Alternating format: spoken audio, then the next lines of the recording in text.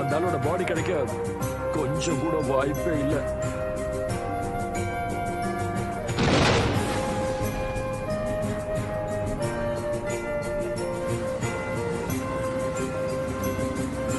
பாட்டி, நீங்க நியூஸ் பாத்தீங்களா?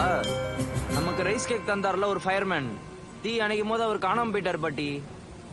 ஆமா, என்ன பண்றது?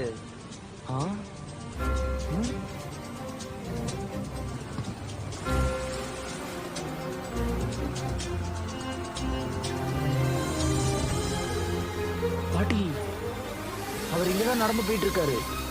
வருஷங்களை பத்தி சொல்ற பசங்களோட அப்பா.